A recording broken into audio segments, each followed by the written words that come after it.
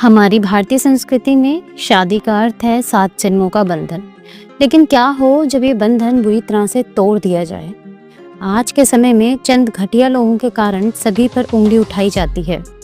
आज की जिस कहानी का हम जिक्र करने जा रहे हैं उसने हर किसी को यह सोचने पर मजबूर कर दिया है कि क्या एक औरत दरिंदगी की इस हद तक गिर सकती है।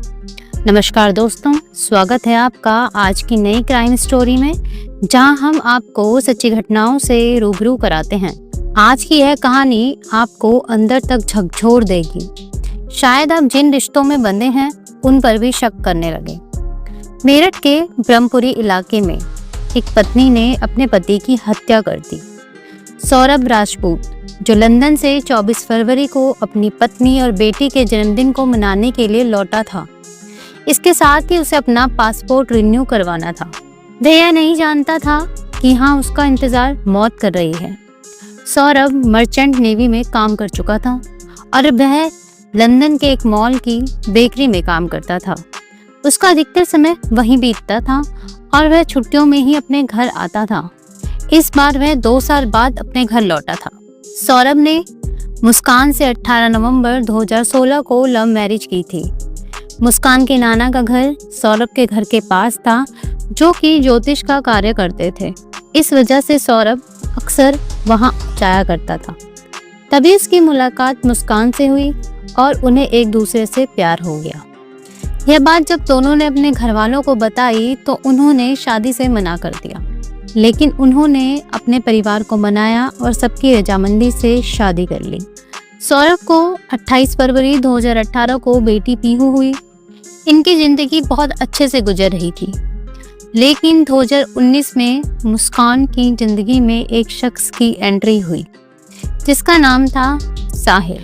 साहिल और मुस्कान दोनों क्लास 8 तक साथ में पढ़े थे, लेकिन उसके बाद से उनका कांटेक्ट नहीं था। जब एक दिन कुछ स्कूल के दोस्तों ने व्हाट्सएप ग्रुप बनाया तो यहाँ से मुस्कान और साहिल की दोस्ती ने प्यार का रंग ले लिया। मुस्कान और साहिल अब मिलने लगे और कभी ऋषिकेश तो कभी मसूरी घूमने जाने लगे।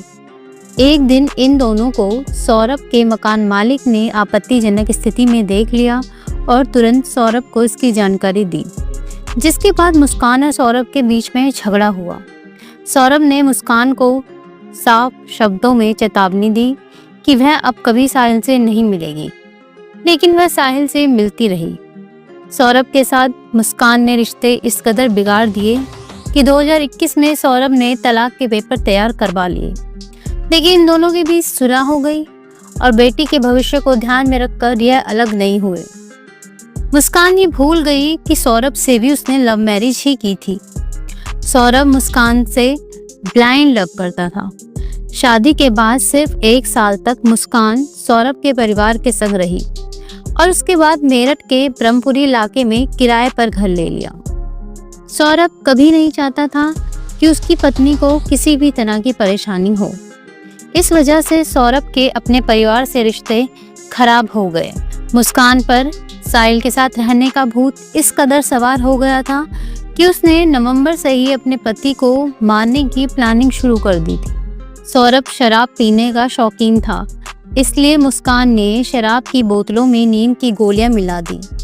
22 फरवरी को मुस्कान ने मेरठ के शारदा रोड के एक डॉक्टर से खुद को डिप्रेशन का मरीज बताकर इलाज शुरू करवाया और नींद की गोलियां लिखवाई।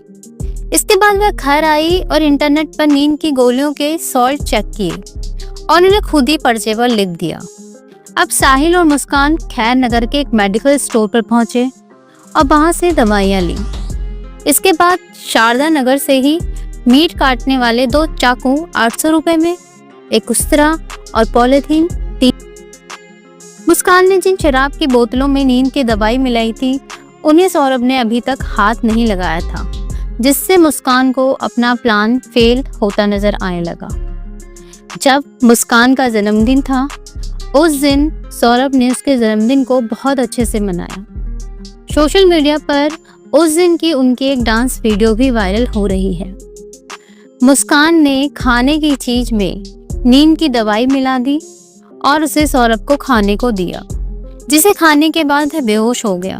अब मुस्कान ने साहिल को घर बुलाया और उसे सौरभ को मारने को कहा, जिसके बाद साहिल ने मुस्कान को कहा कि वह दोनों साथ में उसे रास्ते से हटाएंगे और उसके सीने पर लगातार वार करते रहे। मुस्कान ने कत्ल करने से पहले कूलर चालू कर दिया ताकि अगर सौरभ चिल्लाए तो आवाज़ बाहर न जाए।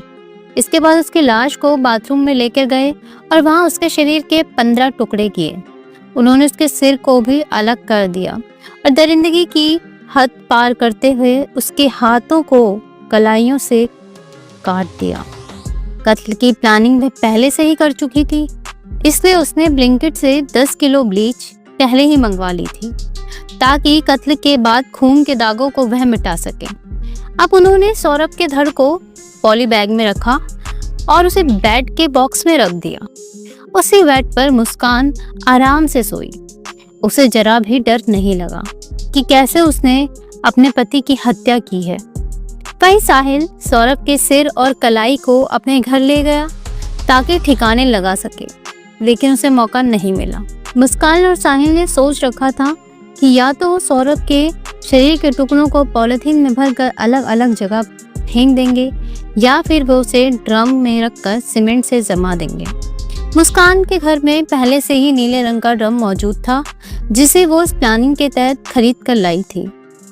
जब सौरभ ने उस ड्रम के बारे में मुस्कान से पूछा तो उसने उसे कहा कि वह सामान रखने के लिए ड्रम लाई है और सीमेंट के कट्टों को साहिल ने अपने दोस्त के घर रखवा दिया था। अब मुस्कान और साहिल ने सभी पॉली बैग को ड्रम में रखकर उसके ऊपर से सीमेंट का घोल डाल दिया। मुस्कान ने साहिल को उसकी मां के जरिए कंट्रोल में रखा हुआ था। साहिल की मां की मृत्यु 17 साल पहले हो गई थी और वह अपनी मां से बहुत प्यार करता था। मुस्कान से वह अपनी मां का जिक्र हमेशा करता रहता था। इसी कमजोरी को मुस्कान ने हथियार के रूप में इस्तेमाल किया। उसने साहिल से कहा कि तुम्हारी मां चाहती है कि सौरभ को मार दिया जाए। शातिर मुस्कान ने एक और खेल खेला था। वह स्नैपचैट का इस्तेमाल करती थी जिस पर उसने सौरभ की नकली आईडी बनाई हुई थी और उससे खुद को मैसेज करती थी कि मेरे माता पिता मुझे मारना चाहते हैं, ताकि जब वो सौरभ को रास्ते से हटाए तो गिरफ्त में सौरभ का परिवार आए। साहिल और मुस्कान के प्यार के चर्चे भी उसके इलाके में थे, क्योंकि मुस्कान के पड़ोसी अक्सर एक लड़के को रात 9 बजे के बाद उसके घर में जाते देखते थे। पड़ोसियों का कहना था कि मुस्कान घर से बाहर नहीं निकलती थी। वह त्योहारों के समय भी घर पर ही रहती थी। अगर उसकी बेटी पीहू कभी बाहर खेलने आ जाती थी तो वह उसे तुरंत अंदर ले जाती थी। साहिल की संगत में आकर मुस्कान भी नशा करने लगी थी। सौरभ की हत्या के बाद मुस्कान और साहिल हिमाचल घूमने चले गए और वहां जाकर भी सौरभ के परिवार और जान पहचान वालों को गुमराह करती रही। 6 मार्च को सौरभ के फोन से एक मैसेज उसकी बहन चिंकी को गया कि क्या वह होली पर मेरठ आएगी। उसकी बहन ने हाँ में जवाब दिया, जिसके बाद एक और मैसेज आया कि वह बाहर घूमने गया है और होली के बाद वापस आएगा। जिसके बाद सौरभ की बहन ने कुछ दिन बाद उसे कॉल की, लेकिन जब उसने कॉल नहीं उठाई तो वह परेशान हो गई और उन्होंने पुलिस में कंप्लेंट दर्ज की। अब सौरभ की खोजबीन शुरू हुई। मुस्कान ने वापस आकर खुद अपने माता पिता को सौरभ की हत्या के बारे में जानकारी दी। उसने बताया कि सौरभ के परिवार ने उसका कत्ल कर दिया है। जिसके बाद उसके पिता ने थोड़ी सख्ती से उससे पूछा तो उसने कबूल कर लिया कि उसका कत्ल उसी ने किया है। जिसके बाद वह उसे थाने ले गए। मुस्कान की मां ने कहा कि सौरभ मेरा बेटा ही था जो मेरी बेटी से बेइंतहा प्यार करता था। मेरी बेटी के कारण ही वह अपने परिवार से अलग हुआ और मेरी बेटी ही बदतमीज लड़की थी। जब पुलिस ने साहिल के घर की जांच की तो वहां पर कुछ अजीब सी तंत्र मंत्र से जुड़ी तस्वीरें दिखाई दी। दीवारों पर महादेव की पेंटिंग थी। इसके साथ ही कुछ अलग तरह की पेंटिंग्स भी थी, जिससे यह अंदाजा लगा कि साहिल अंधविश्वासी था। वह अपनी मरी हुई मां से भी बात करता था। वही यहाँ भी हुआ। 14 दिन तक मुस्कान और साहिल सौरभ के कत्ल को छिपाने में कामयाब रहे, लेकिन झूठ ज्यादा दिन तक नहीं छिप सकता। वही यहाँ भी हुआ। पुलिस ने मुस्कान और साहिल से पूछताछ की तो दोनों ने कबूल किया कि उन्होंने सौरभ को मार डाला और उसके शव को नीले ड्रम में सीमेंट डालकर जमा दिया। इसके बाद पुलिस ने ड्रम को अपने कब्जे में लिया और शव गृह भेज दिया गया। वहां पर ड्रम खोलने की कोशिश की गई, लेकिन उसे खोलने में कामयाब नहीं हुए। इसके बाद मजदूरों को बुलाया और ड्रम को तोड़ा गया, जिसमें से काले रंग के पॉली बैग निकले। इसके अंदर था सौरभ का शव। पोस्टमार्टम रिपोर्ट अभी सामने नहीं आई है, लेकिन डॉक्टरों ने जानकारी दी है कि उसके दिल में सीधा चाकू को घोंपा गया है, लेकिन उसकी सांसें तब भी चल रही थी। उसके बाद चाकू से जब सौरभ का गला काटा गया तो उसने दम तोड़ा। मुस्कान और साहिल को गिरफ्त में लेने के बाद उनके फ़ोन को जब्त किया गया और इसके साथ हत्या में इस्तेमाल किए गए 2 चाकू और फर्श साफ करने के लिए इस्तेमाल किया गया ब्लीच भी बरामद किया गया। इसके साथ ही सौरभ के परिवार ने दावा किया कि मुस्कान के परिवार के सदस्य भी इस हत्या में शामिल हैं। उन्होंने बताया कि मुस्कान की बहन ने सौरभ से 1 लाख का फ़ोन लिया। वहीं सौरभ ने अपने ससुराल वालों को घर और कार भी दिलवाई। उन्होंने कातिलों को जल्द से जल्द फांसी की सज़ा देने की मांग की। इस केस में मुस्कान के परिवार के शामिल होने के कोई सबूत अभी तक नहीं मिले हैं, लेकिन मुस्कान और साहिल अभी कानून की गिरफ्त में हैं। जब मुस्कान और साहिल को लेकर जाया जा रहा था तो कुछ वकीलों ने भी उन पर हमला किया। जनता का आक्रोश इतना है कि उन्होंने यहाँ तक कह दिया था कि बस मुस्कान और साहिल को एक बार हमारे सुपुर्द कर दिया जाए, हम खुद ही उन्हें सजा दे देंगे।